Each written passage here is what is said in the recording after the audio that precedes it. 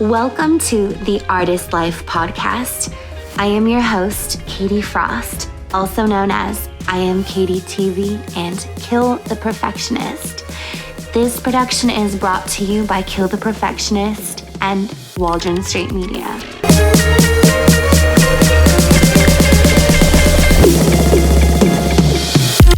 Real, raw conversations with real performing artists, musicians, the artists behind all your favorite work you see, the artists behind the art.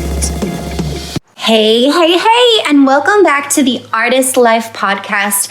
I'm so excited to be back with you guys today, and I'm excited to share the things I've been thinking about because I think they're so applicable, and I'm sure that you're going to find them the same. As you're listening, feel free to tweet to me. Feel free to send me messages on Instagram or on Facebook in my Facebook pages. And just let me know if any of this resonates, and let me know what hits home the most, because I do want feedback. I know it's applicable and I know it's important, but I want to know that it's hitting home for you guys too. So definitely let me know what is most important that you're hitting on.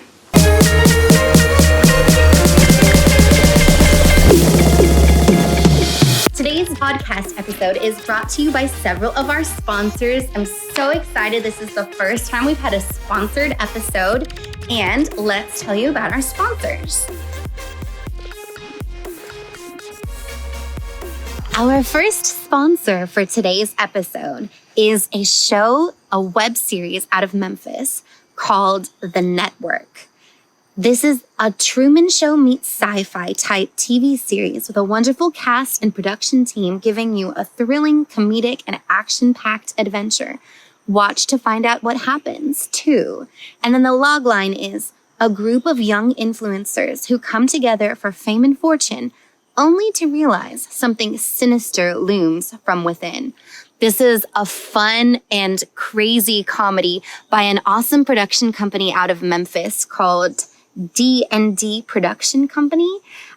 Two folks, Debrell and Daryl, who are the lead of this production company, and they've brought this web series together. It's completely originals with an entirely local cast, local to Memphis, and it's been airing on YouTube, but the group has plans to sell it to a distribution company for streaming.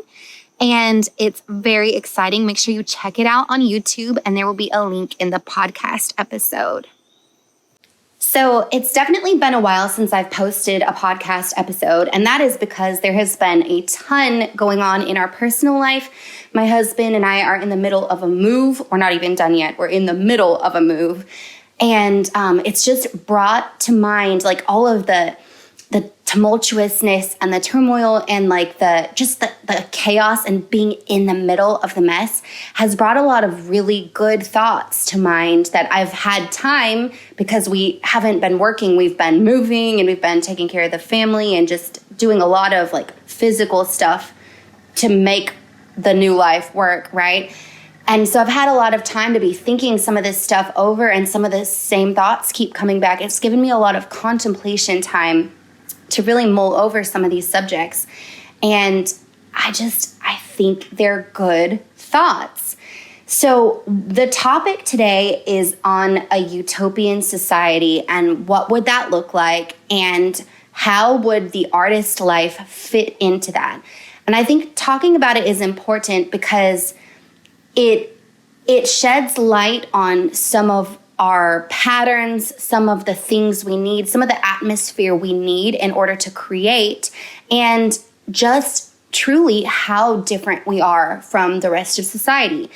And I've wanted to hit on this topic before, but this is just a great lens for it, because the artist life, the artist way, who we are is just different from the rest of society, from a lot of other people.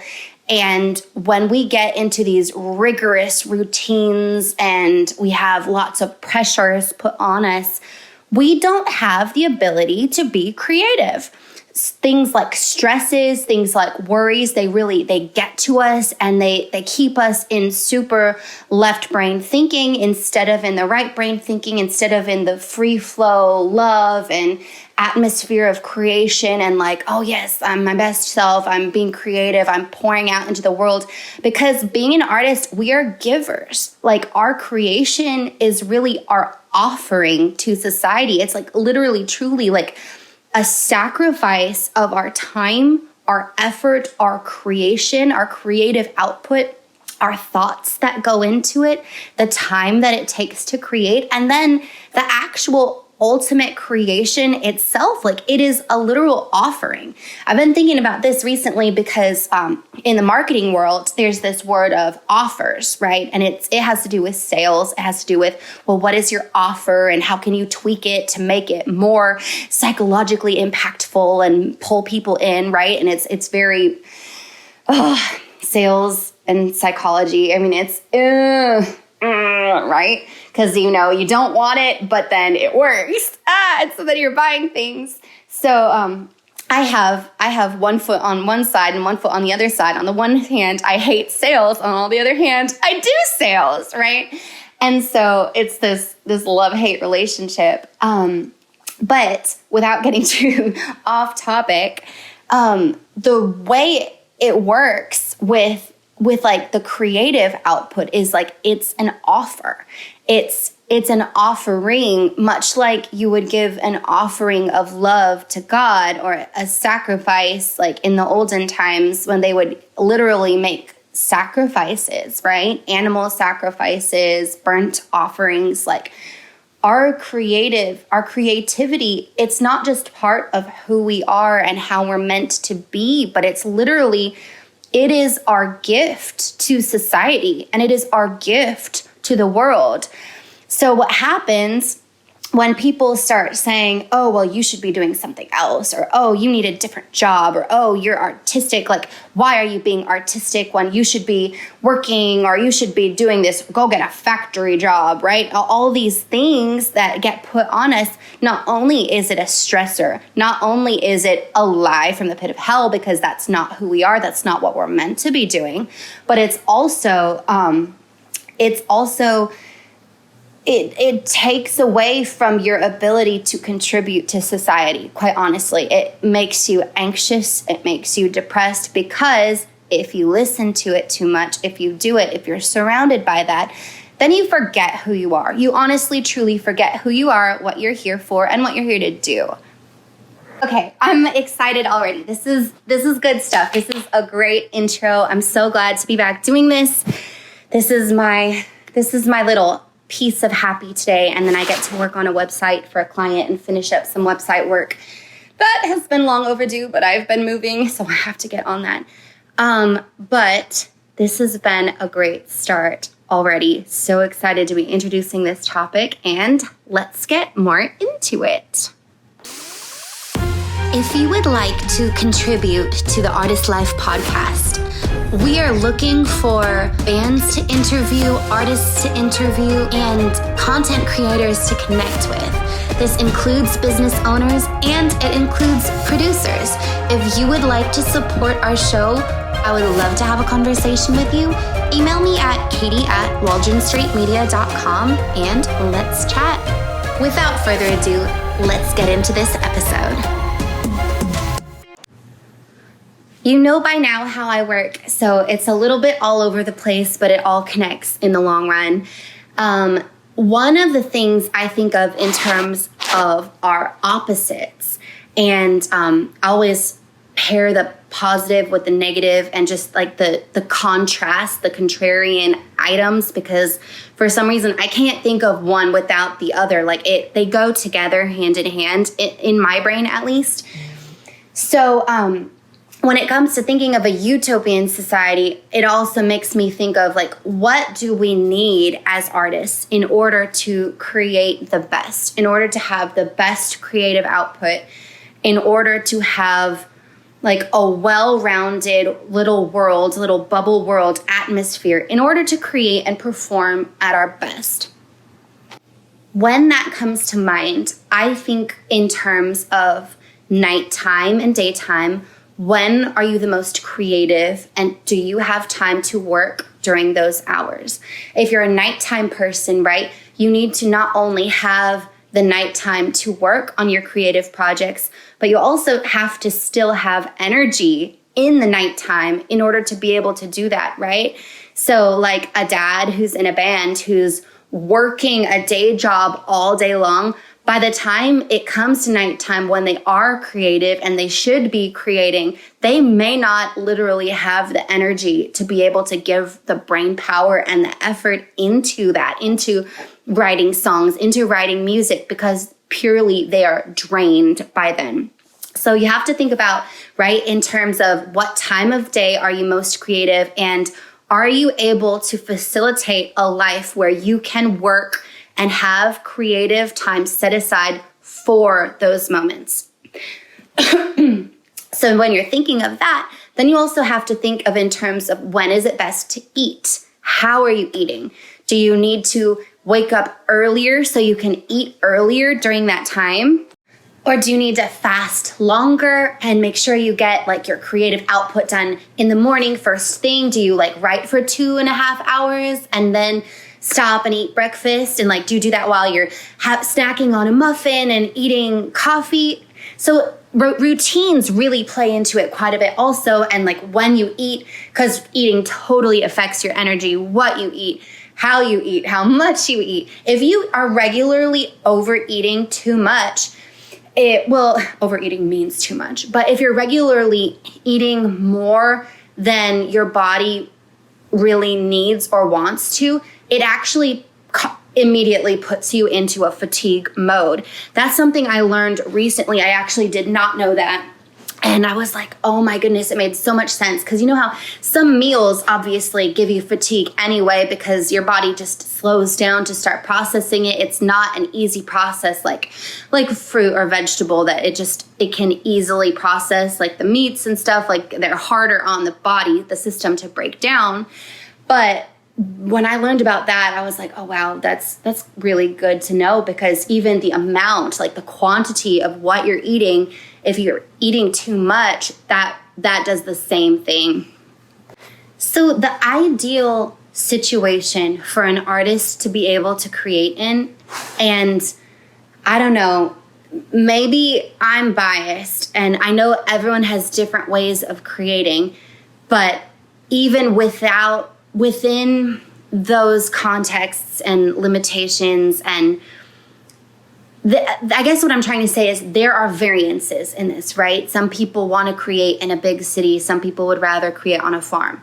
But in general, the ideal situation for an artist to be creating in is one where they're at peace with themselves, at peace with their surroundings, not getting a ton of negative feedback or negative thoughts thrown at them, thoughts and opinions and situations.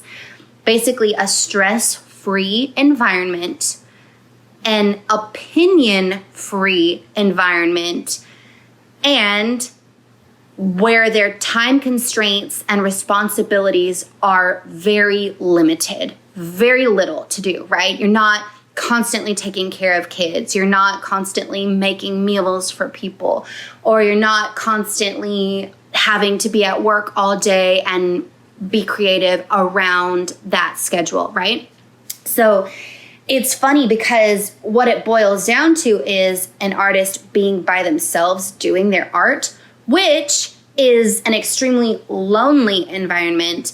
And that's where the artists get lonely, because then they don't get the feedback. They don't get like it's a tender balance. It's a tender line, because on the one hand, you want positive relationships in your life, right? We as people are built for community, and you want interaction with people, but not to the point where you're so drained then you can't have creative output. And you need time by yourself, but you don't want to have too much time by yourself, because then you'll get depressed and you'll be sad and think you don't have any friends, right? So it's this tender balance.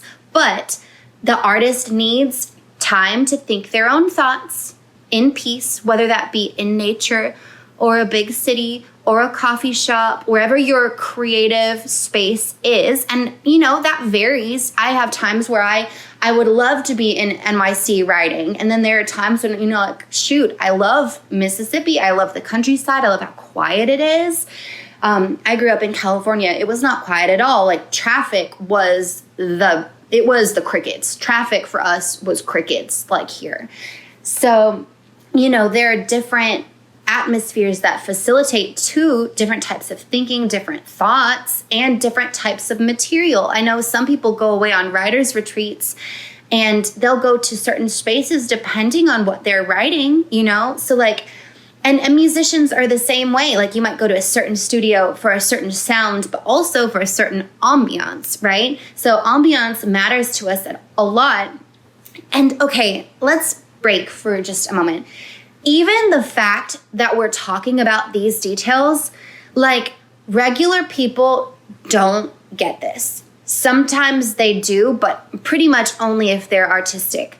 Because no, you can't work from anywhere. No, you can't work all the time, no matter what, and push yourself to be creative and keep things moving forward. No, pushing and pressure doesn't work at all. Like when you pressure yourself to get things done, pretty much the opposite happens. That's when writer's block happens. That's when you can't write music anymore. That's when you're feeling too much pressure because you're no longer even in the moment. You're feeling pressured for an outcome or external something, external validation, external pressures, external stress. And then all of a sudden, then nothing happens. Then nothing gets done. So you're aiming for this stress-free environment that allows you to fluctuate and be creative as your energy allows. Now, it still takes discipline, to get things done, but then you're operating off of your own energy levels, right? So if you're super energetic at one point, you can work then, and you don't have to stress yourself and worry and in the process drain your energy because you're needing to have energy at a different time of day in order to get things done, move your project forward, and then it just ends up being stress, right? So my background initially is in theater, right? And so theater, it was very scheduled, which is not a problem. Schedules are not a problem as long as you can make your world work around it, right? To make it work. So a theater schedule ordinarily, at least not like super professional theater, semi-professional theater, when you're getting paid, but it's still after work. So rehearsal might start at 5 or 6, but you're rehearsing either 5 to 9 or 6 to 8 or sometimes 5 to 10, just depending on the project, right?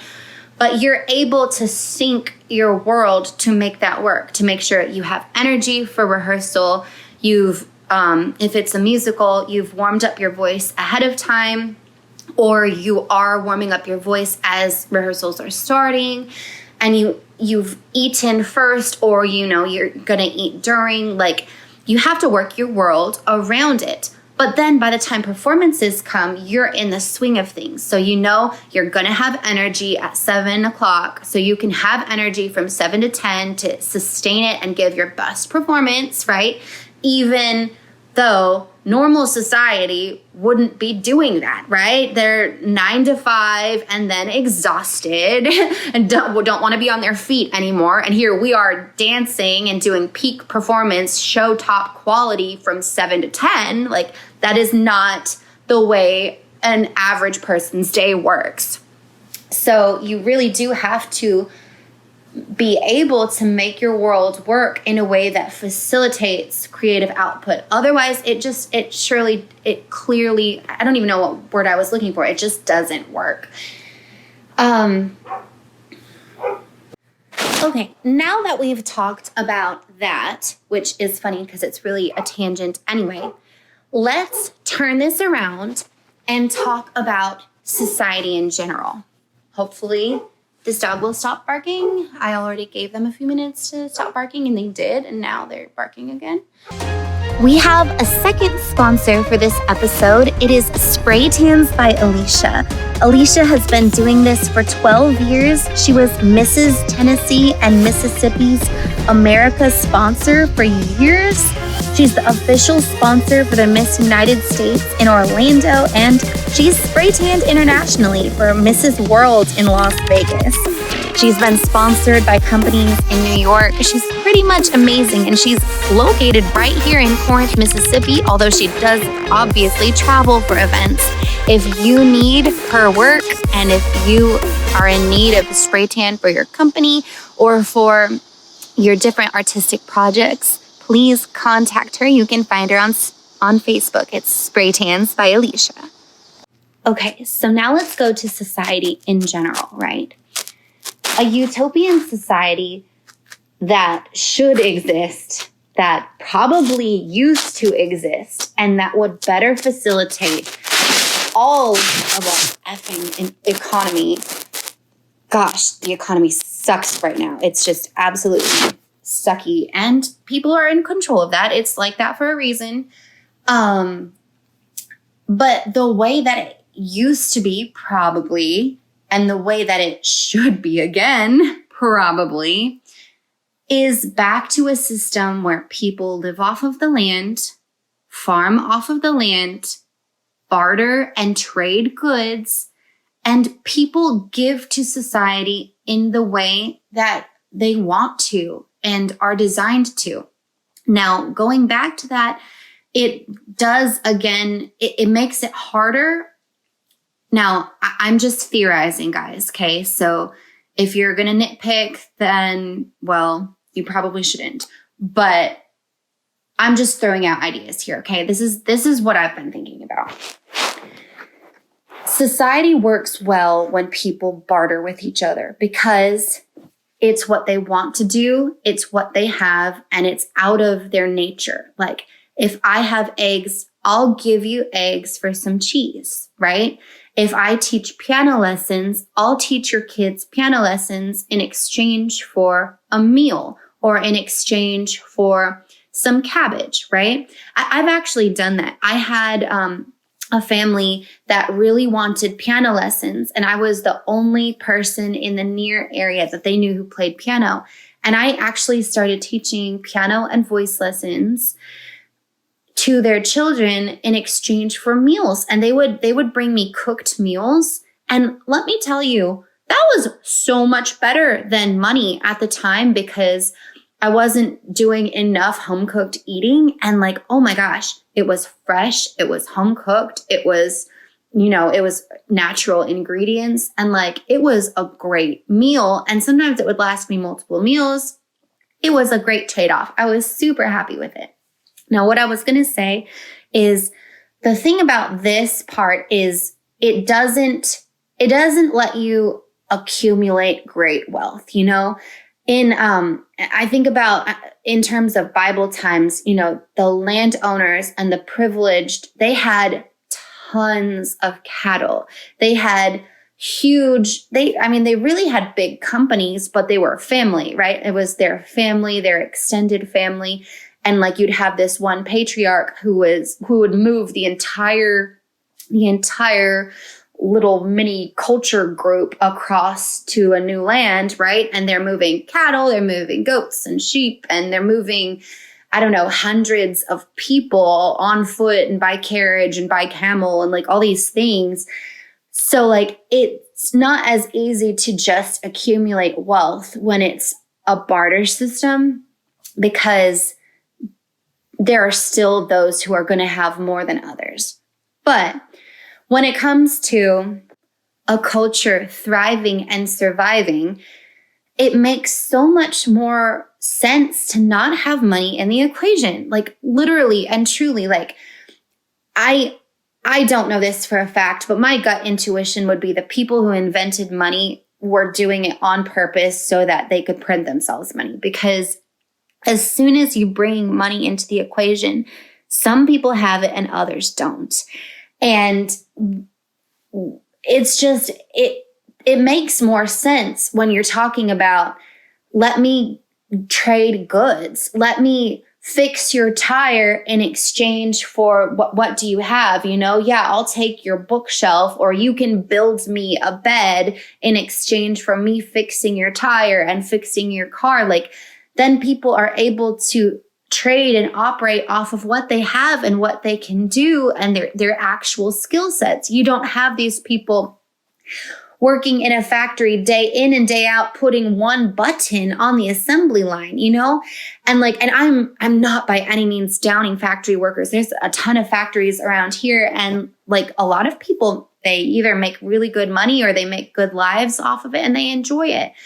But it's a completely different mindset, because where I grew up, and I'm not saying this is right either, I actually hate it, but we were pretty much bred to grow up and get what I would call a middle class, working class office job in like an industrial complex. And like, we were almost expected to have a cubicle, to work in an office, but it wasn't manual labor, because manual labor was so frowned upon, which is like so the opposite of how I think now, because now I'm like, you actually have a skill, like you can actually do something. If society collapses, like you're going to be valuable. This person working at the computer is not, right? Because actual skills for people doing actual things. But like when it comes to artists, the reason artists have always been partnered with rich people is because the rich people can fund the art, right? You have the artistic patronage and the patrons of the arts. Arts is high-level thinking. It's high-level creativity. It's very, you have a poet, and yeah, they could be tending to sheep and they could also be working at a computer, but poetry is critical thinking, but also critical creativity and just free-flowing, but only the rich appreciate it. Only the people who have time to sit and value it do value it, because the people who are too busy, they love TV, and oh my gosh, I'm throwing around so many, like, I really hope people don't tear this apart. This is where it comes to my fear, is like my fear of putting my ideas out there, because I'm afraid people will combat it with, well, that's not true, because poke holes in it. And I'm just throwing these ideas out there. So I hope that it makes sense. I hope that it's received. But when you have time to appreciate the art, that's when it becomes valuable. If you don't have time to appreciate the art, well, then it's looked down upon. It's frowned upon, because, well, you should be cleaning. Well, you should be cooking. Well, you should go get a real job. Whereas if your art is appreciated, it is very much a real job, right? Like, you have put time and effort into that poetry, into that music, into writing that book. What do people think, that these books just happen overnight when you're like not doing anything? Oh, I wrote a book. How frivolous, how silly. Like, what the hell? Like, no, it's a lot of time. It's a lot of effort. You're literally building worlds and words and putting things together and making sure they make sense. Like, working through these ideas, like I know before I put something out there, like, I have to make sure, is it going to work long term? And I have to mull over these ideas over and over and test them out in different facets and in different situations to say, does this really work? Does this really pan out? Or is this just, because if it doesn't, I don't even want to say it. Like, everyone is so there is so much information out there. Like, we're literally in the information age with technology, with, don't get me into AI. Don't even get me into AI. And like, we are overrun with ideas and with thoughts, but not all thoughts are beneficial. And not all thoughts actually make you feel good, inspire you to live better, to be better, to smile, to be a good human. Like, not all thoughts are helpful and beneficial to society. So I try to be careful with my words, because I don't want to just fling something out there if it's Now, if it's for comedy's sake, oh, I absolutely will. But if it's just stupid, like, no, far be it for me to do something like that. All of a sudden, I'm like talking in Shakespeare, whatever. Yeah. So I'm going to wrap this up, but I've just been thinking a lot lately about like even having a home versus not having a home, and like being homeless versus not. Like, yeah. Okay, well, first of all, here's some context. Is my dad used to minister to the homeless. And so my family had a homeless shelter when I was very young, and it was part of the church that my dad pastored. So I have a big heart for the homeless, and I am not saying absolutely anything against them because I absolutely love them, just like I love all people. But there's a really big stigma about, oh, well, they're homeless because they were on drugs, or, oh, well, they're homeless because they made bad choices. And you know what?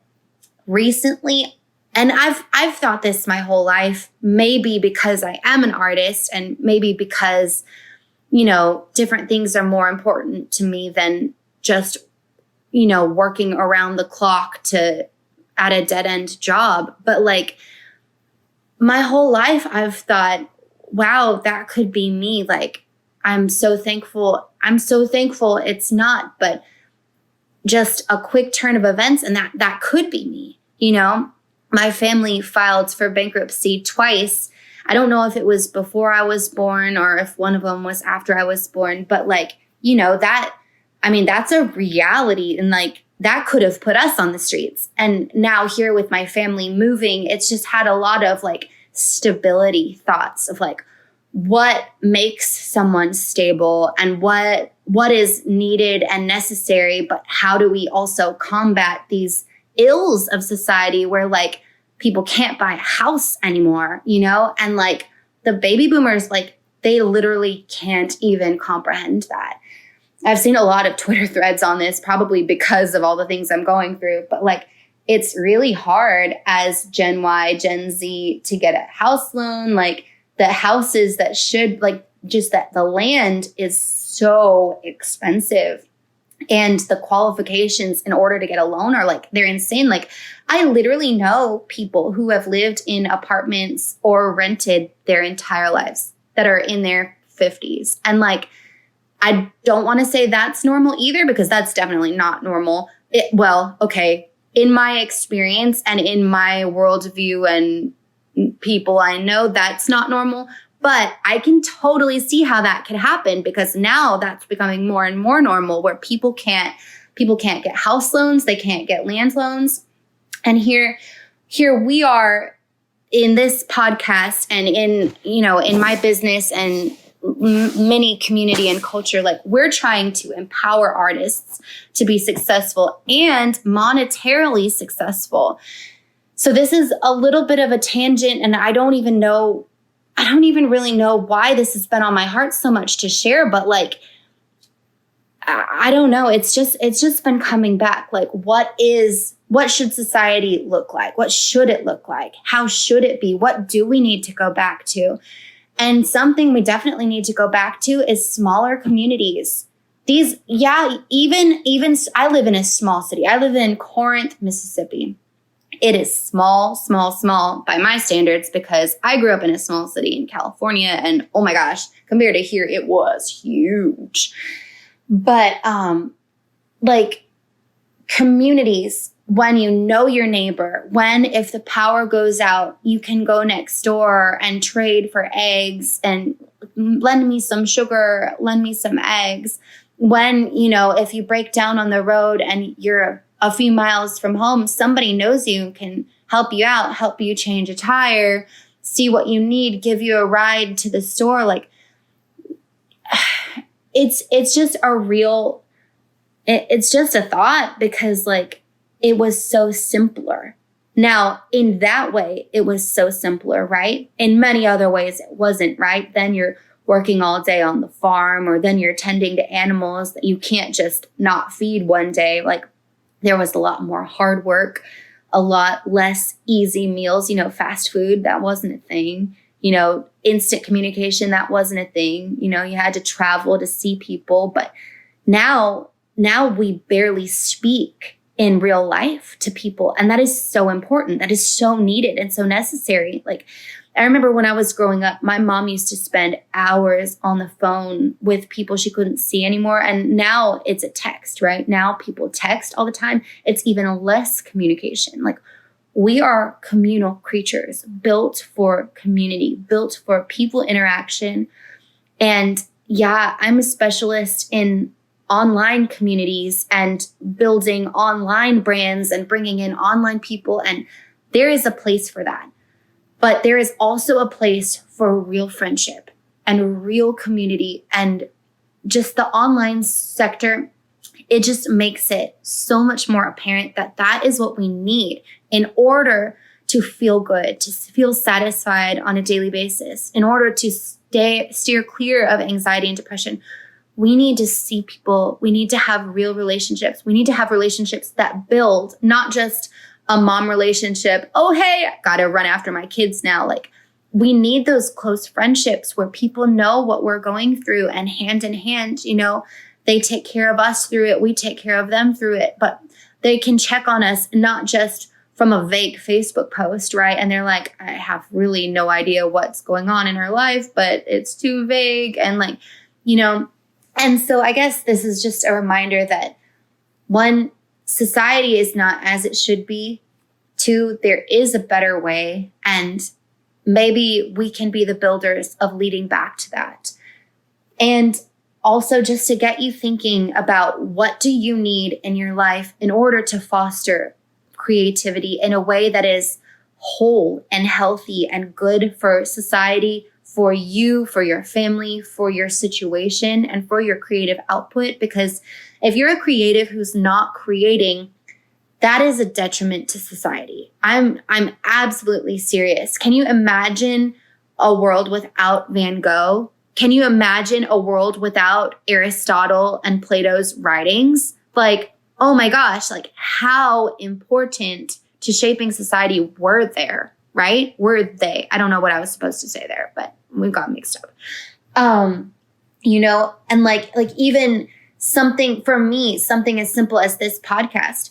This podcast is extra until it's monetized, right? The work that I do for my business, I don't get paid for that unless it's bringing in clients. Like, the work I do for clients, yeah, I get paid for that, right? If I'm making someone's website, I get paid for that. If I make this podcast, I don't get paid for it unless it's sponsored, which I'm working on getting these sponsored.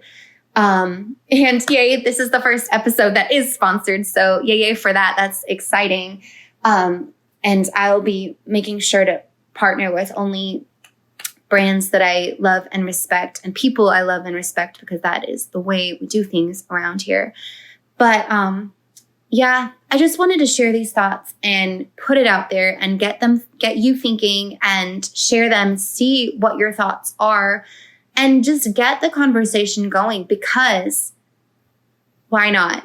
Why couldn't we have the world be a different way? And why can't we start applying these things a little bit at a time, even if it's starting to build those in-person meetups and in-person friendships? Yeah. Thank you so much for being here. Thank you so much for listening. Thank you for being part of our community. This is Katie from Kill the Perfectionist. This episode is sponsored by produced by Waldron Street Media. And we have a lot of exciting new things coming up. I'm so excited for you to be coming our way. If you have people that you want to hear us interview, send them our way. If you have people that you think would be great on this podcast, I want to talk to them, and I want to swap ideas and talk to other fellow creatives and artists.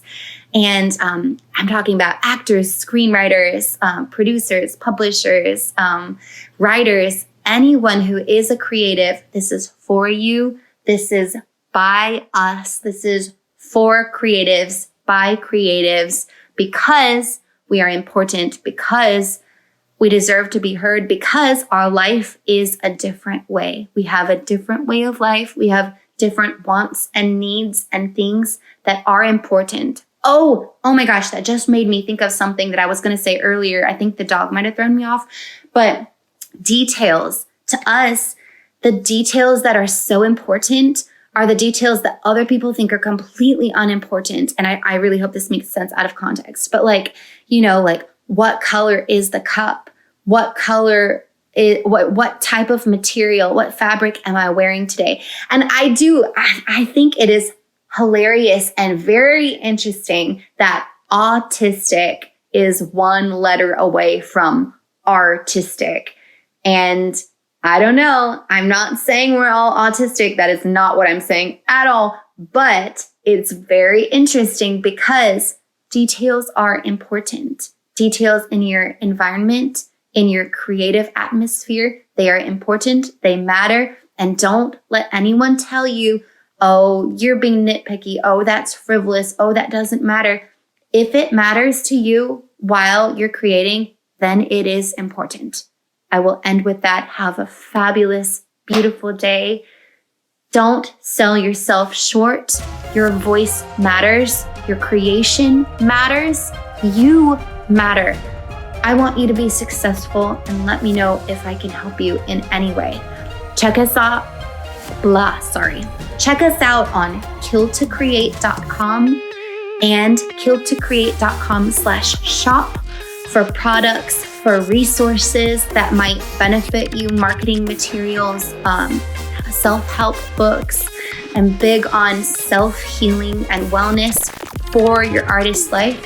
And I'm working on a book for artists. So keep a lookout, stay engaged, follow us on all the platforms. It's Kill the Perfectionist, and I am your host, Katie Frost. You can find me at I Am Katie TV, and I look forward to chatting with you next time. Thank you so much for being here.